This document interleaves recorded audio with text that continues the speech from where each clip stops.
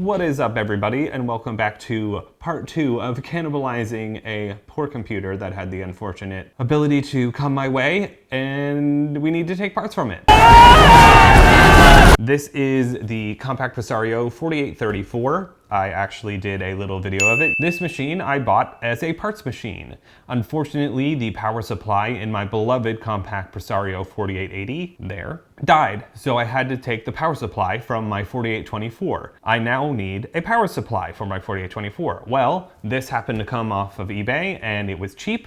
It was $100. I am a cheap whore. Realistically, people might say, well, that's just an old computer and it's missing the door and blah, blah, blah. Well, power supplies, even modern power supplies, decent ones start at between $60 and $70 and go up to $150 to $200, and this is a replacement part for a vintage computer. So you can't get them. The only way to get them is to basically buy another computer and take it from it. Since I needed more than just the power supply from a 4800 series computer, I thought this might be great. In my many adventures to make my 4824 really nice, I retro-brighted it, and unfortunately I screwed up the lid. It didn't sink all the way in the liquid, so it literally looks like there's a bunch of island ocean wave lines echoing on it. So I'm gonna swap the top lid off of it. I'm also going to swap the power supply into it, and then from there, since this computer will be missing many a thing, I'm actually going to take the rest of the exterior plastics off and actually put the plastics from the 4850 I actually showed in the previous video. We're gonna go ahead and actually eliminate the casing here. We're gonna toss all of this metal casing. This will be gone, this will be gone, and then we're going to recase it with the little bit better condition 4850 casings that I had, so that we basically have a good parts computer for the 4880 in case something comes up, because I already have 2 beige 4824s. Without further ado, let's go ahead and tear into these machines. I've already stripped the side off. My new to me 4880, I was actually gonna use, or 4824. My new to me 4824. My original one is actually over there, but this one actually has a much cleaner, better, brighter, whiter face that doesn't need to be retro-brighted, and a better top lid. So we're just gonna take this one and make it good. So very easy to do. First thing we do is pop them both on their side. Hopefully we're gonna make it so y'all can see everything. Butt them up near each other. Perfect. And then when it comes to removing the power supply, really is an easy deal.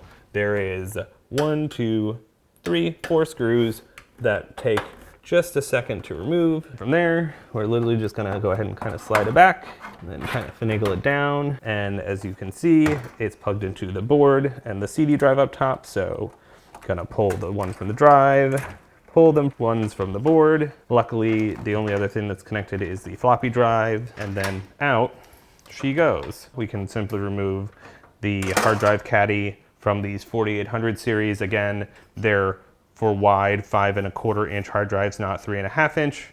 There's a little adapter so you can fit those, or you can put screws here to make that work. But just an interesting little quirk of these computers. I'm gonna go ahead and make sure this cabling is not in the way. And we're gonna go ahead and pop this power supply back in. We're gonna move the front of that, and we're gonna at least secure one screw in just so it doesn't wander, because while that is a shelf there, that doesn't mean it's going to tolerate the abuse of all the junk moving around in it. There we go. All these screws are in and everything is happy. All perpetuity and greatness shall now be returned to this machine. So now all we have to do is go ahead and plug everything back in. I have this great little magic light I bought off Amazon.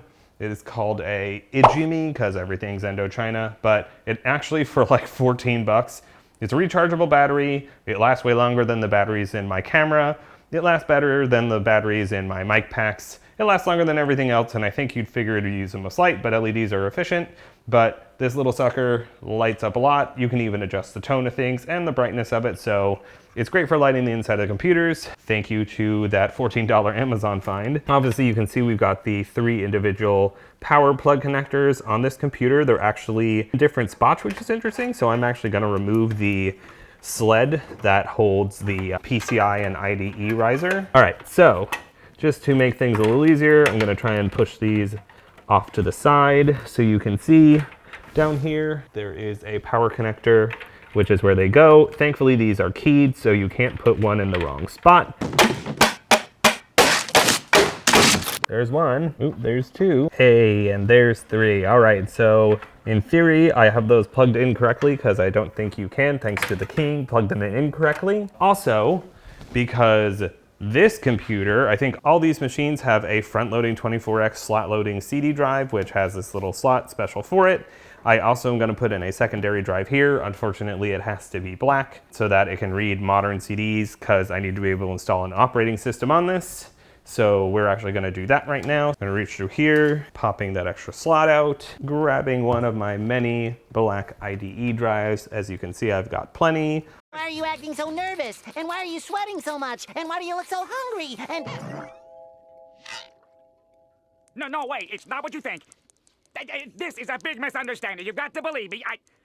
Listen, I am telling you! I want to find one that reads DVDs as well as CDs. It looks like this little guy is my best bet. And then just like I mentioned in the last video, I'm going to make sure it's set the correct way. Right now it is set to be a slave.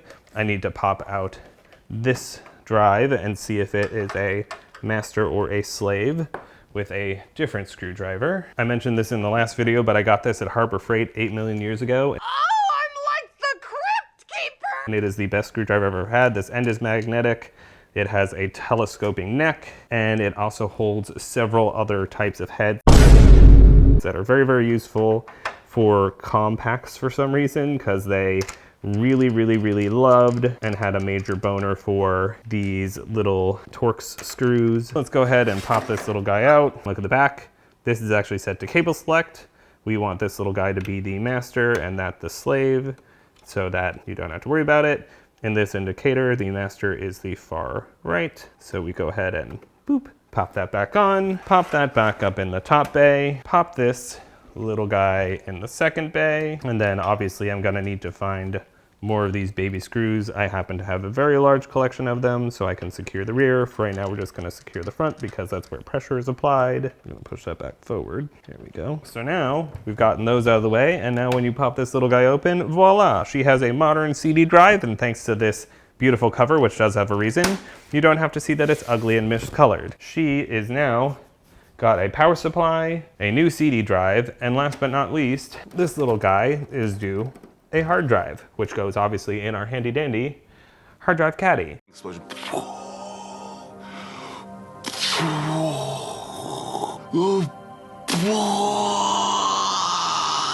Let's make some magic happen, people. Let's go ahead and take the PCI ISA tray, well, riser, pop that back in. This actually, this one is the one that has the Quantum Bigfoot hard drives. That's awesome. So we'll be able to install an OS on this and then, you know, actually make it usable. Then I'm just kind of comparing both these doors.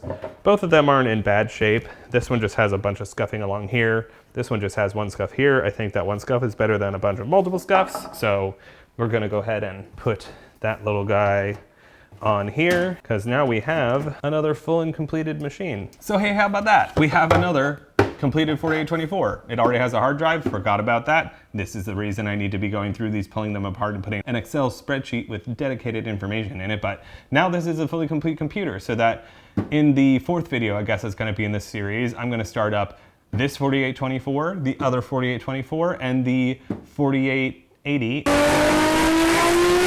And install OSs on them all, since every single one of them has been through a bunch of stuff. The only one we won't be able to install is the future 4860 because, well, it won't have a power supply. I need it! So now what we're going to do is de-shell this 4834 because we're going to reshell it with black Compaq plastics from a 4860, which I ruined the back part of here, like I mentioned. So basically, in order to do that, I'll go ahead and flip this sideways so you guys can see, but you pretty much need to unscrew the front case. There are only two screws that hold these little guys on. They are down here. There's one here. The other thing you have to do, Compaq put smaller, much smaller actually, different sized hex heads on here. So you actually need to use a different head in order to remove the CD drive than you do the other ones. So got this handy dandy screwdriver many moons ago at Harbor Freight. Make sure we pull out the audio cable. This CD drive we're gonna test and see if it's good, because I would love to have another Heather Gray is the official color that is. So that is now disconnected. Then what we can do is go ahead and pop the plastic hold-on screws, which are there. And then there's one up here. And then there's some in the lower part here. You've got to like reach under and kind of pop that off. Same thing on that side.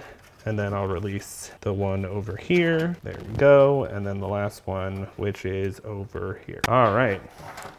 And with that, we can now pop this out of its little holder, pull it up, and then go ahead and unplug the front panel.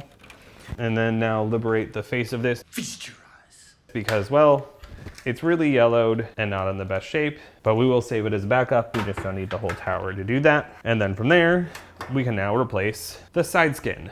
So that is exactly what we're gonna do.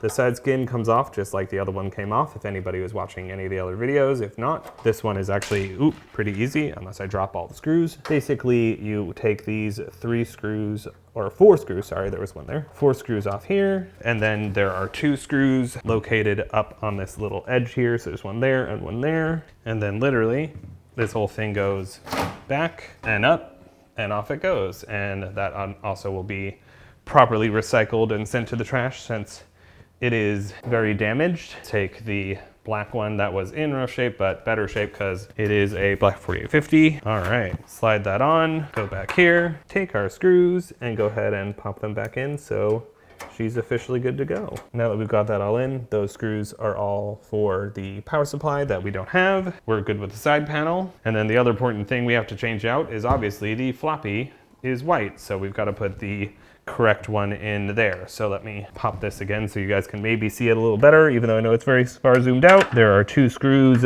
directly below the floppy that literally just come out on each side, and then the floppy will come on out. There's a little blocker panel, I'm assuming, to keep the distance between the front and the back right, so we'll make sure to put that on. And then we will save this floppy drive for a backup. For those of you who haven't seen a Tamagotchi in a minute, here it is. He's being a d***hole. He won't eat or play, so you have to discipline it. There.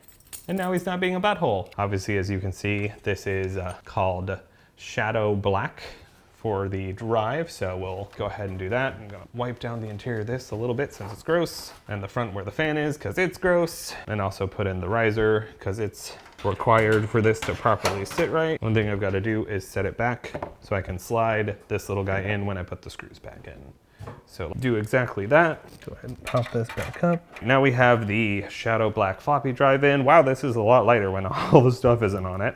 And then we've got our cables, we've got our board, we've got all the fun stuff in here to just make for a great old time. Now what we're gonna do is go ahead and pop the front of the computer back on. Wonderful. And then what we'll do is kind of tuck this, because I actually custom cut this to start a random or a regular PC board, so I know which one's power and stuff like that, although I need to redo it. We'll go ahead and pop the top lid on. And then I also forgot this little guy has a white foot, so we got to fix that because I have the black foot, and that would look strange. So let's go ahead and do that. They make these so easy. It's literally just these 2 tabs stick out. You slide this in and then the screws hold it on.